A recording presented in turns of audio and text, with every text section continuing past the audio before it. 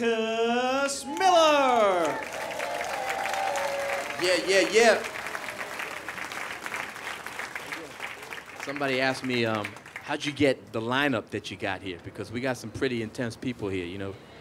We got Herbie Hancock, right? We got McCoy, Tyner, Kirk, Whalum, David Sanborn. It's crazy, right? So here's the trick. I'm just going to tell you the secret, and just in case you have to do something like this. What you do is you call, like, David Sanborn, and you say, look, I want you to come play music on a boat. And if he says he doesn't want to do it, you say, well, Herbie Hancock's going to do it, right? Right? And then Dave goes, well, look, if Herbie's going to do it, you know, I got to do it, right? And then you call Herbie, right? And you say, Herb, Dave is going to do it, man. And it just, you know, you're just doing a big circle like that, right? Thank you. See?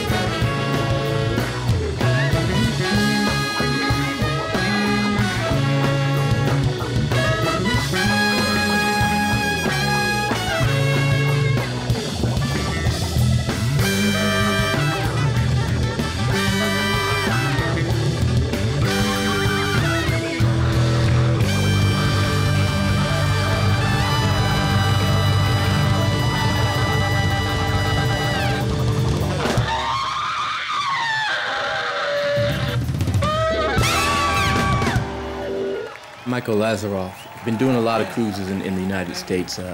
One that is really popular are the smooth jazz kind of genre of cruises. Dave Koz, Wayman Tisdale, and he was having a lot of success with them, and he wanted to move into Europe. He said, did some investigation, and he found out that maybe the smooth jazz genre wasn't the way to go in Europe.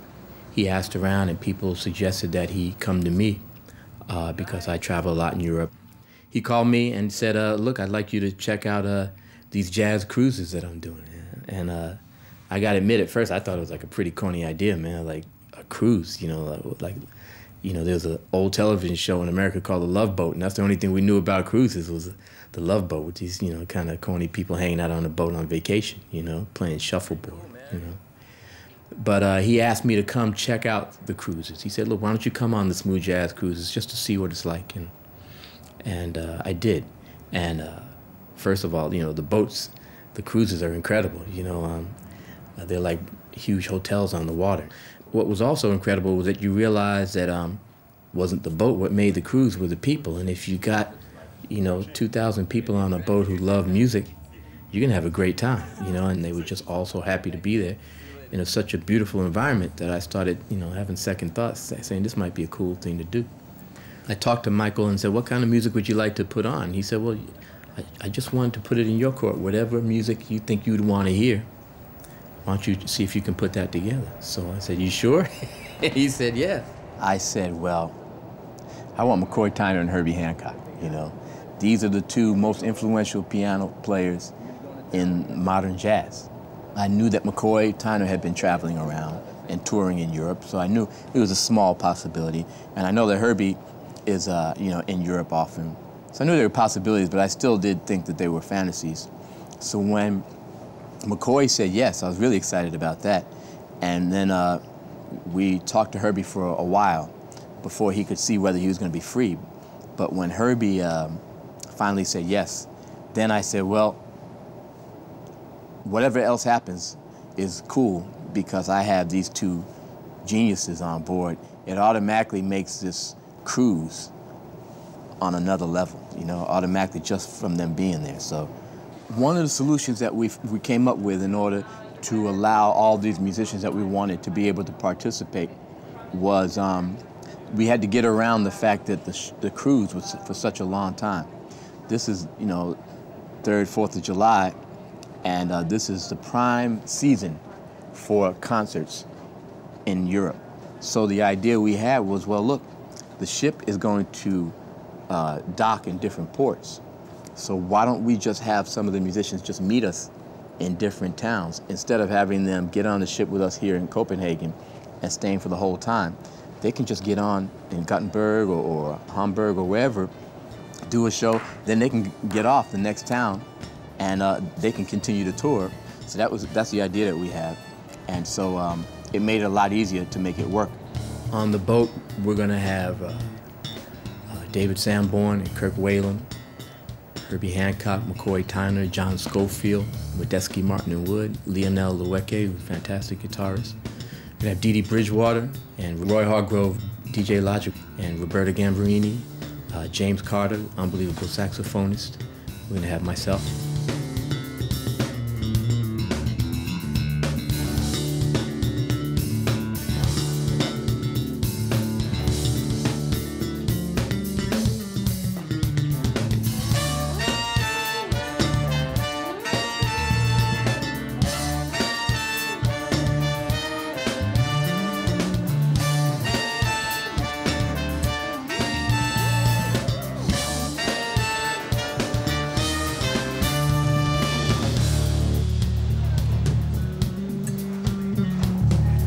My state of mind before the beginning of the cruise is my state of mind when I'm getting ready to go on stage, which is just stay open because it's a great situation, it's something new. None of us really know exactly how it's gonna go. Everyone thinks they have a good idea, but you know that you're gonna have to get on that stage and you're gonna have to react to what's going on. My expectation is that, you know, musicians are gonna meet one another. Lots of them don't know each other. And we're going to have an unbelievable time, you know, because it's such an unbelievable feeling to realize that you have a connection with somebody that you don't know. It's an unbelievable feeling to play something and have somebody answer you with their instrument and realize that they understand you. You just met this guy, you know what I mean? So there's going to be some encounters. That's my job, to kind of bring different people together and try to make some interesting things happen. So I'm really excited about that.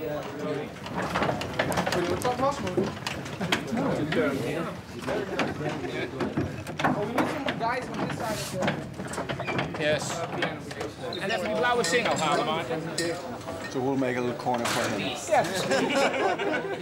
Put him up. Put it up in 20 inches. But the fact that... But most of the audience is sitting up and just stand out there. It's easy to see. It's okay. This is really great. And that's what Medeski also did. Yeah. Ah, lieve. Ligt er voor onder? Ja. Jij maakt eronder. Ah, nou ja, dat die kennen doen maar. Oké. Zo ja. Oké. Majority facts out your front door, Whalum? Yeah. How's it sound out there? All right. That's awesome. It's a little secret. No. Top secret.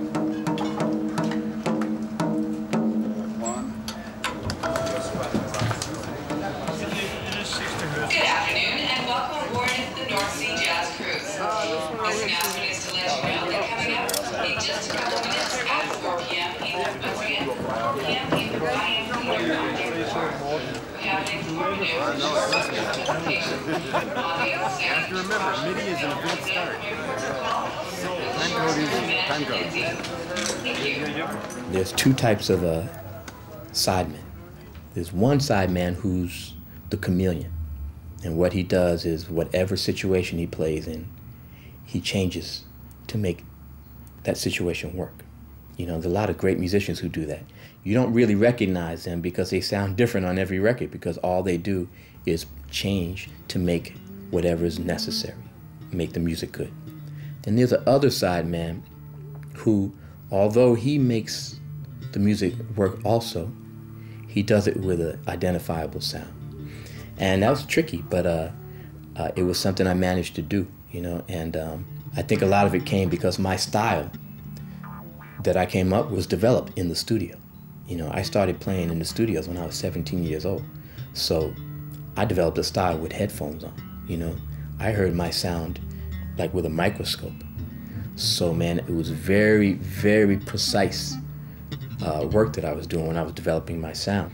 I had a sound that worked, and I knew every detail, every corner of my sound, and I could adjust it slightly to make it work with these different people. So I think that's what helped me maintain my identity and at the same time work with all these different people. If I had to describe my sound on the bass, I would say it's metallic, you know, but with a richness, with a deepness. I think that I'm a funk bass player, but with a huge jazz education, you know, so I have choices of other notes that a lot of funk bass players don't have.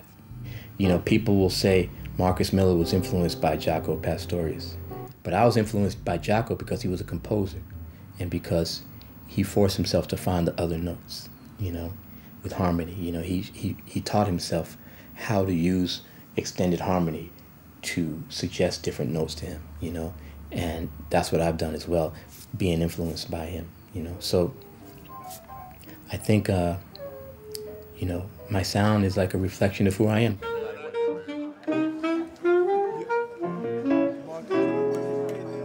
You've been listening to Frank Morgan, the incomparable Frank Morgan.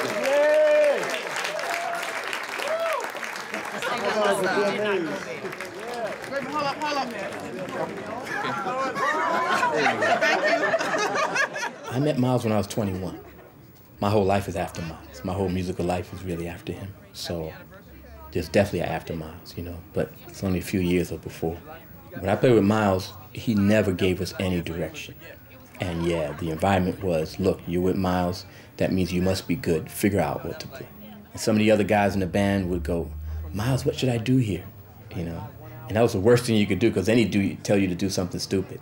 You know, he'd play games with you. You know, he'd tell you to play notes that weren't right. And you had to know that what he was telling you was, look, if you're going to ask me, you're going to really get yourself in trouble. So I never bothered asking him anything.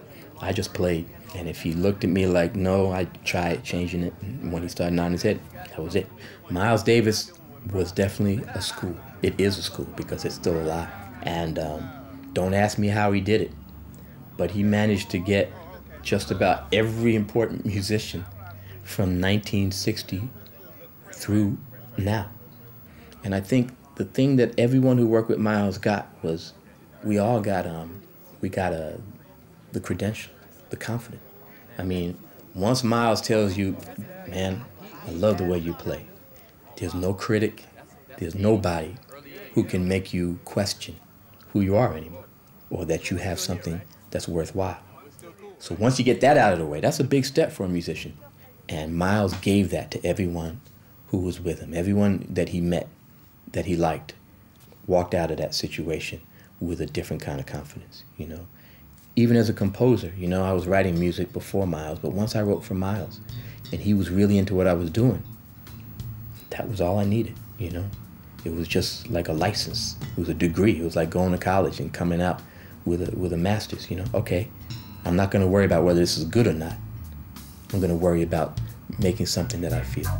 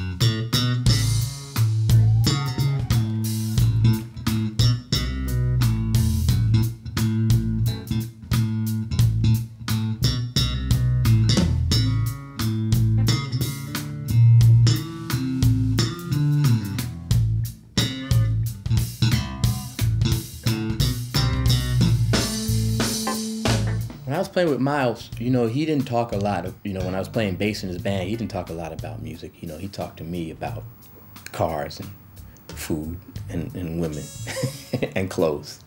That's what we talked about most of the time.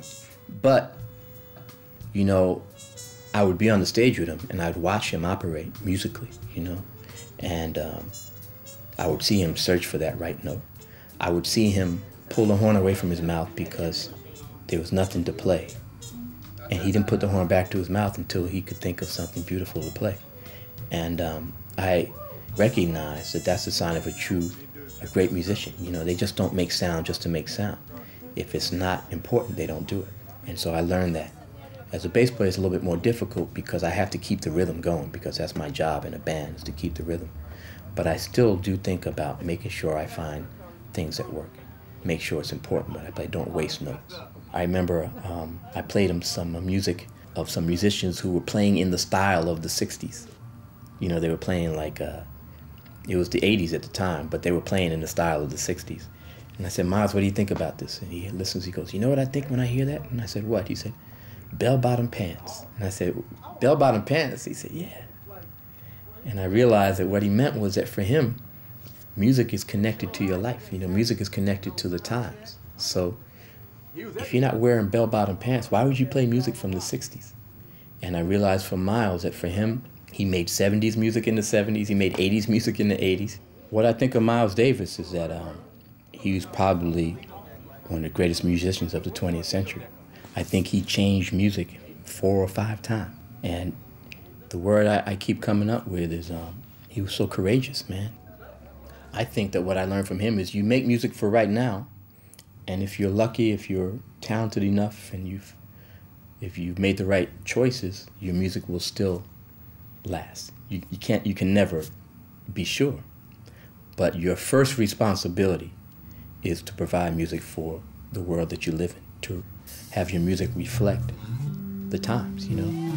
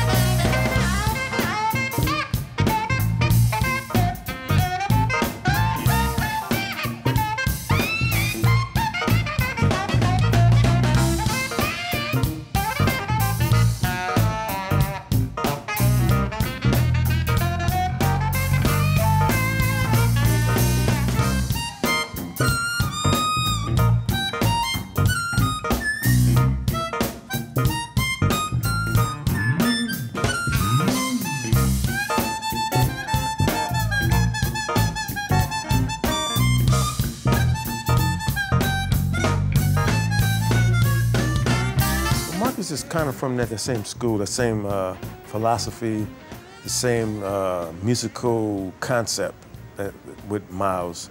So he gives us a lot of freedom. Half the time we don't know what we're going to play on stage.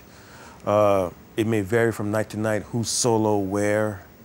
So there's a lot of openness there. But one thing about Marcus, he liked spontaneity, you know? Spontaneity is really his thing. He doesn't like things to be just too rehearsed, you know? So he's kind of like from the Miles school when it comes to that. You know, I mean, I've known Marcus since, what is it, like, say, almost 30 years now. You know, and that's a long time. I mean, I've known him almost from the time, you know, he may have even actually been a teenager when I met him. So, you know how it's funny, like sometimes you don't see who somebody is because you're kind of so close to the situation that you don't really, you know, recognize it. But, you know, when I step back and look at what he does and who he is, and, you know, it's like, wow, that's really impressive. You know, it's amazing to me how Marcus is, like, talk about covering a lot of bases. I mean, Marcus is really one of the most charismatic like that, people like that, because he can go into almost any situation musically and be authentic, because he has a really good, solid harmonic knowledge of what constitutes jazz. And he really understands R&B music and funk and pop music.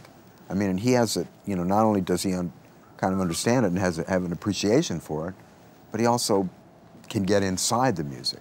I met Marcus in 1991 to come and play for this Live Under the Sky, which was a large festival in Japan. I'd already been a great Marcus Miller fan because this was after Tutu and Amandla. So I knew his work well. I knew his work not only with that, but with David Sanborn. My first knowledge of him was he played on a Lenny White record. And I remember there was a picture of him on the record, and he had an afro, big afro, and he was just so skinny, you know. Now he's, you know, but and he had braces and an afro, and this is a famous album cover because everybody knows, oh, that's Marcus Miller. But I always tell this story. It's funny because at the time I think I was maybe 21 years old, and he was about 18, and I always remember that, like, a few years later, I would be 27 years old, and somebody would say, oh yeah, Marcus Miller, yeah, he's 18. And I'm like, how come he's still 18? But, you know, the thing is that he was obviously a prodigy, and when, you know, he flew onto the scene very quickly because of his great talent. Well, I have to first of all say in describing Marcus Miller that last night I met his father for the first time. And I think that really sheds a lot of light on the kind of person he is. And to speak about the kind of musician someone is, especially someone as doué, as gifted as Marcus, it's important to know what kind of person they are. And in order to know that, it's nice to know, if you can, a person's parents. So for me to meet Marcus's father totally made sense. Such dignity, such gentillesse, you know, just a very kind man. But to say that, you know, Marcus Miller is a beautiful person, that automatically translates into music. And that's just the way it is. I think there are exceptions to that rule, but I think the people whose music impacts the world most profoundly are musicians who have a spiritual gift that starts out with the kind of person they are, you know. But you speak of Marcus in terms of, and he's one of those names that you can just say Marcus, you know. In many countries, you could just say Marcus as opposed to having to say Marcus Miller. The thing that I think I appreciate most about Marcus's technique is that he articulates each note as if he were using a pick, you know. It's like his thumb is like a pick. So someone like a George Benson who would, you know, play a phrase, da-da-da-da-da-da-da-da-dum, you know, with a pick, well, Marcus does that with his thumb. And that is one incredible accomplishment. And that technique really does set him apart from pretty much any other bass player. His father was Marcus Garvey's partner. And Marcus started an African version of the Episcopal Church, right? Because they're West Indies, you know, they were Episcopals, you know, they were basically Brits, you know. So he started the African version of the Episcopal Church. AME, right? It's the AME and the African Orthodox. Oh, right? okay. All right. And so he was a bishop in that church, so that's where we, and Wynton Kelly was his cousin. So Wynton, and he was supposed to switch Sundays, alternate Sundays. Yeah, Wynton Kelly was playing by ear and showing me up, you know. Right. They can take all this down. I needed everything. I needed the notes, you know. The Lord be with you. Right. And with thy spirit, and also with you. Right. Depending on what church you're in. Right. Right, the Catholics throw the and also with you part. Lift up your hearts. Right. And lift them up unto you. So Wynton played all that by ear. He played that by ear and he showed me up all the time. He played that by, you know, my father would play. Right. The Lord and magnify thy glorious name, evermore praising thee and singing.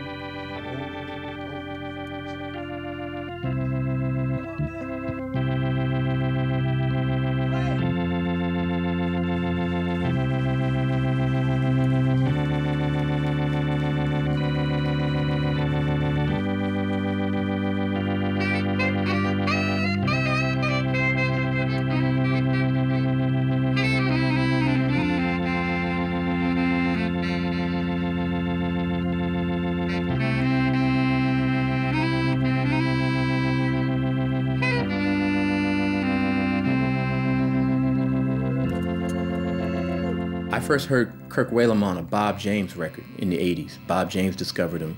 I think he's one of the most well-kept secrets in music in terms of his talent and his ability.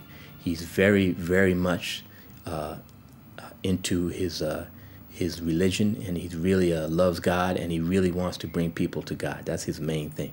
So in terms of showing people how hip he is and showing people all the stuff he can play, that's not really his main concern. You know, his main concern is I want to reach people. And I want to make people's lives better, you know. And so the way he does it, you'll hear him play a lot of gospel music. You'll hear him play a lot of music that's accessible to people because he wants to draw them in. But man, if he gets in the right environment where he feels like it's appropriate to open up, he'll open up and he'll hurt you.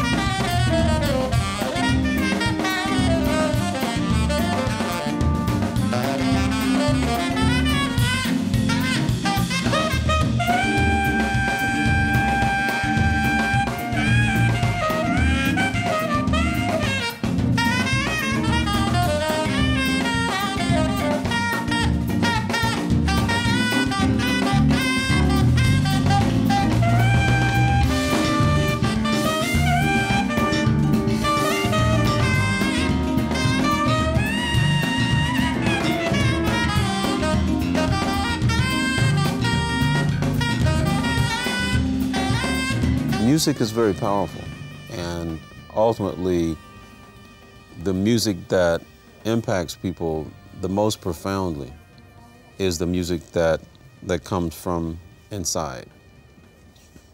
And that's why I wear this hat very proudly, because this snap is actually representative of Stax Records in Memphis, Tennessee. And that's where I was born and raised. And you could say that it's the cradle of soul music. And soul music is music that is really all about making that connection with the soul, you know, that you really touch people profoundly. And I aspire to that, to make music that impacts people profoundly, and it is that. It's a feeling, it's something that people can't resist. You're exploring this thing called music, which is something that you're constantly learning about. So you're exploring, you're getting to more and more levels of what that thing is, you know. It's just like when, in science, when men study science, what they're doing is they're going you know, more and more levels of what God has already done. It's like when you're studying science, you're studying what's already been done. You're just trying to figure out how God did it, basically. So in that sense, music is an exploration of, the music is already out there, you know, it's already done, but what we're doing is we're getting to a little bit more of it every time. Wow, go a little bit deeper.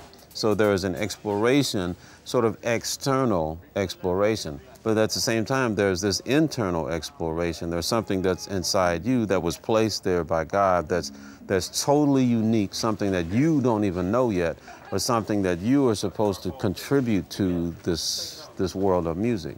So you're constantly exploring in there too. So that's why I think many times we close our eyes when we're improvising, because you're in this place, this nebulous place where you can kind of get to that sort of dual exploration without distraction.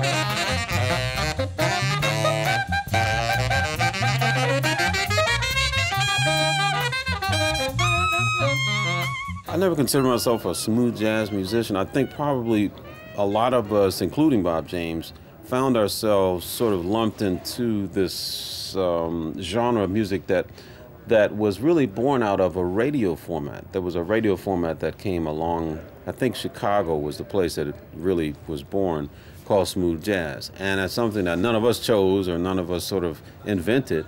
It kind of just happened. It was a radio format that kind of serviced a sector of, you know, they didn't want to necessarily connect with the music. They didn't want to learn anything about it. They wanted to have some music to sort of accompany their day. They needed, you know, at work, at home, they needed to have some music that kind of was like a backdrop. And so that's what the format provided, this format called smooth jazz.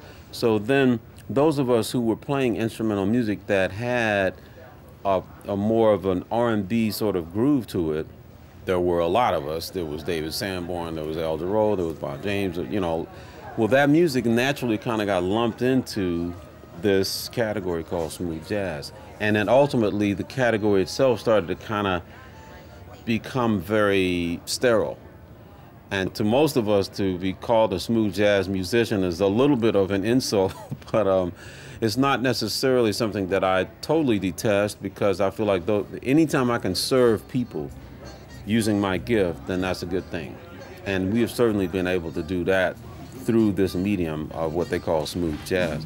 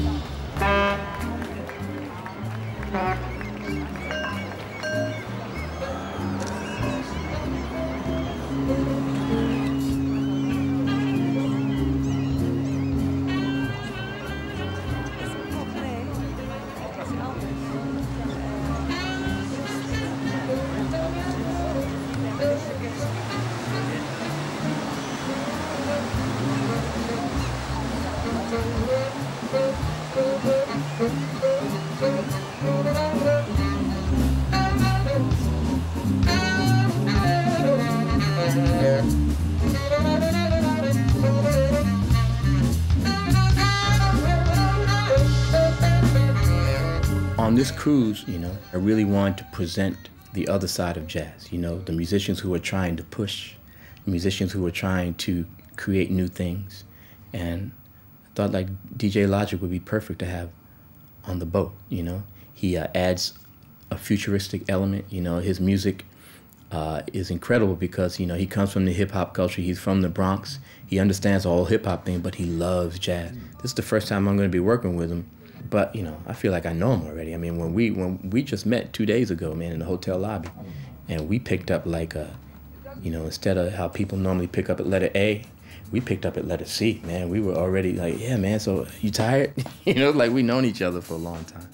So, like I said, man, if you really listen to people's music, you know them already, you know, so you don't really have to go through the whole formality of saying, hi, my name is Marcus and all that stuff, you know. That's already done through the music. But the thing about DJs also is that, their most precious gift is their taste, you know, is their opinion of what's good and what's not good, you know, so because they're always looking. They're always going through old records and just going, oh, that's cool, you know, that's cool. I like that, and maybe I'll put this together with that. So it's really just your ideas that you're selling when you're a DJ, you know, and that's really pure music when you think about it.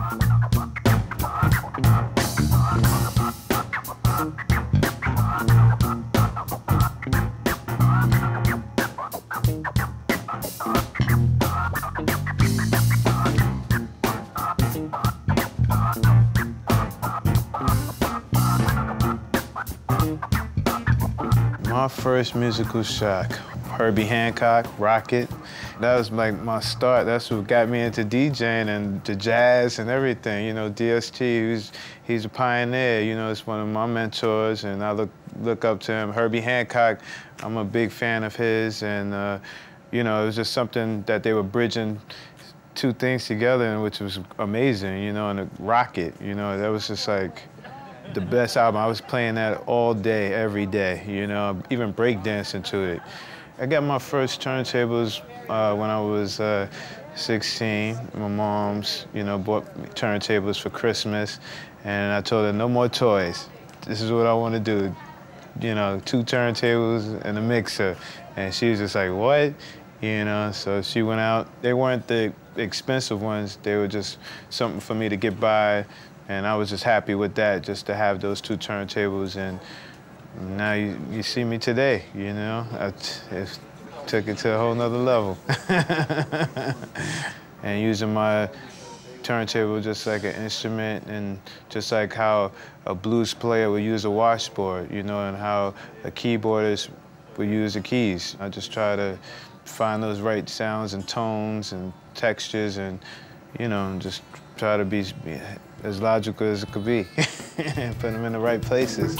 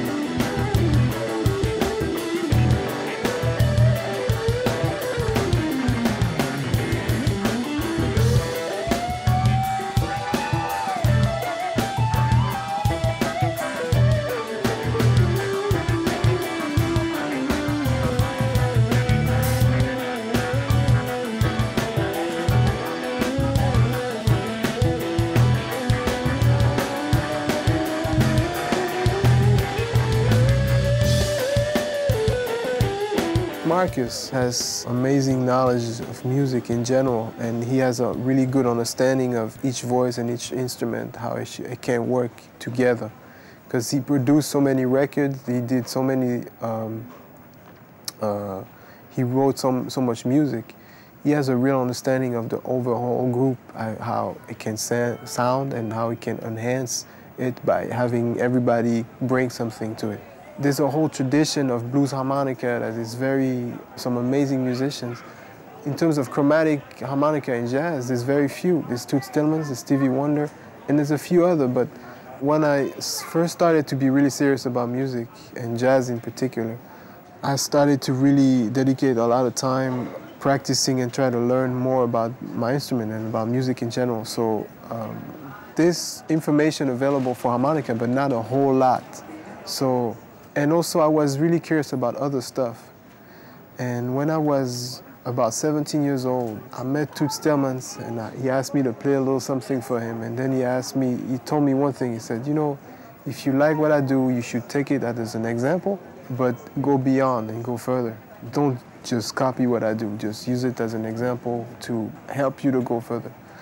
And that was a very good, like, starting. I mean, it was like exactly pretty much what I wanted to do. I mean, and by doing that also, I had to concentrate on other musicians and just be able to understand other stuff than just the harmonica. And one of the most, for me, one of the solo and one of the records that completely changed my life musically was The Headhunters by Herbie Hancock. And there's a part that all musicians know that is really amazing. His solo is completely unbelievable. I did learn his solo because I was just so, completely taken by his music, by what he was doing. I really wanted to understand what's happening. And Herbie is, I think, like, for me, probably like the biggest influence I've had in terms of like jazz musicians. The other thing about him is it's just no matter what he plays, it's so beautiful all the time. And that's the other thing that really was a major point that just touched me and just made me realize that you can never forget beauty, you know, in music. It always have to be real, deep, coming from you truly, and it has to keep being rooted into, like, something very beautiful.